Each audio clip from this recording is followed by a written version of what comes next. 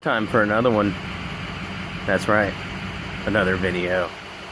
Today we've got a Chevy Express. It's a 2010 Chevy Express with a 4.3 liter. We've got a leaking water pump.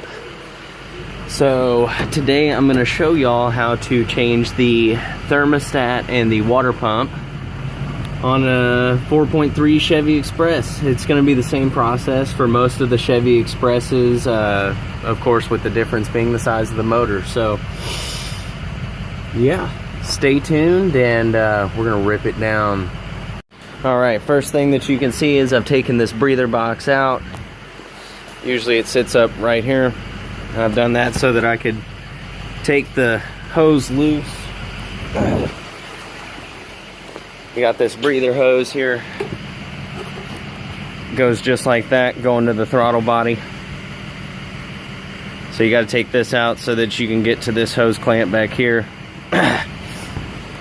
Of course, I'm going to come at you again and highly recommend the snap-on battery ratchet 3/8 drive. This thing makes all the difference. I'm telling you right now. My boss told me yesterday, when you don't have to fight an air hose on a ratchet, you stand to make things a lot easier. You can kind of see down in here, he's got some splash right here on this hose. That's coolant right there. Water pump is leaking out. It's throwing coolant all over the place. It's throwing it all over the belt. So the next thing we got to do is work on getting the radiator drained and getting the shroud out of here so that we can see the front of the motor. This is a buried job. It is down in there, so you're gonna have to work a little bit to get to it, but real good payoff whenever you get done. You feel real good about it. So I'm gonna do all that and I'm gonna get back with y'all. Okay, so I went ahead and I got the reservoir out of there. It's a 10mm bolt right here. It slides right out at the top up here and there. Got the plastic shroud out of here. It's 10mm bolts here,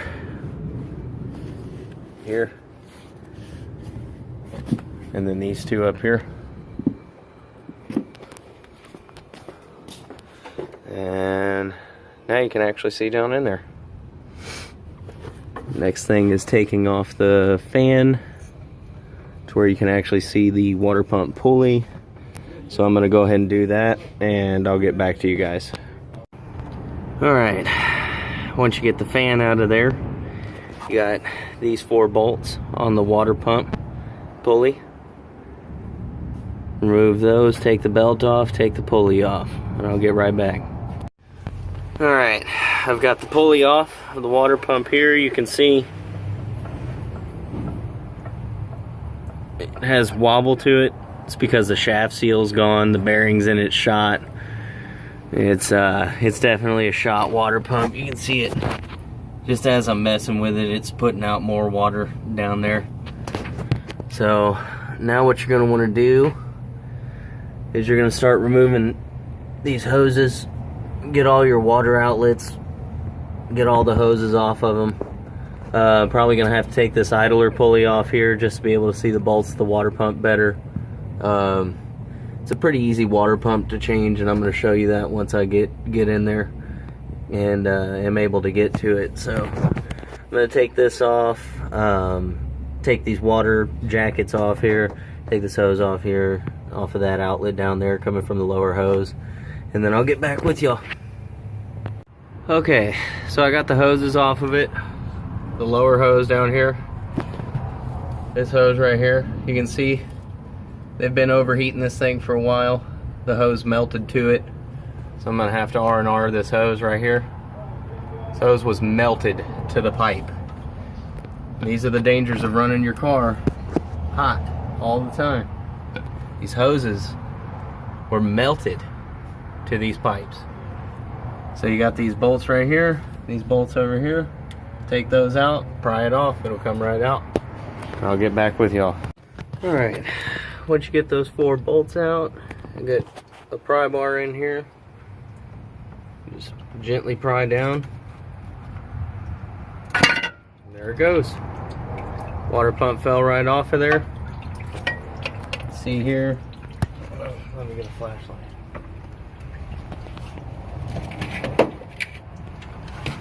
Alright, you can see here, that's one of the mating surfaces there.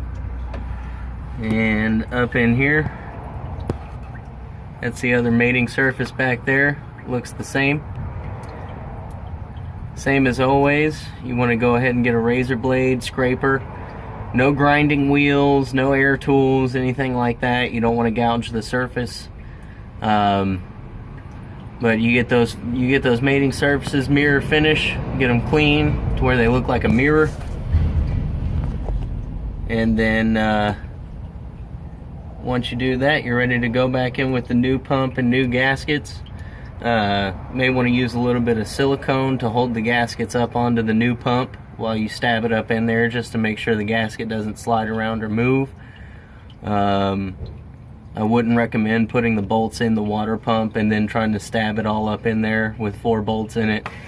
Like I said, put silicone on the new pump, put the new gaskets on the new pump, and then go up in there real nice and easy with it, stab 1 bolt at a time. Probably gonna need an extension. These are your bolts right here. Some 15mm bolts. And then yeah, you take a pry bar and pry on it, and it'll fall right out.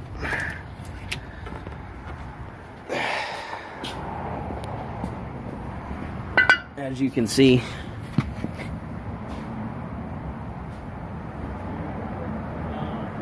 the more these bearings go out, the more it eats up the gasket. You can see it was leaking down here, and then all the water marks coming down here. So always remember, a leaking water pump could look like a leaking bottom radiator hose. You really got to get up in there and make sure you determine the source of the water leak properly, because you don't want to come back in here and tear everything back out of here. This was kind of a quick video, short segments. We are kind of busy today, so I'm getting this knocked out as quickly as I can and showing y'all what I can. But yeah, I'm about to start building this thing back up, and you know, I wish you luck on your build up. If you have any questions or comments, go ahead and leave them. Like, subscribe down below. I'll do my best to get back with you and answer your questions as quickly as I can. Stay safe, and as always, keep wrenching.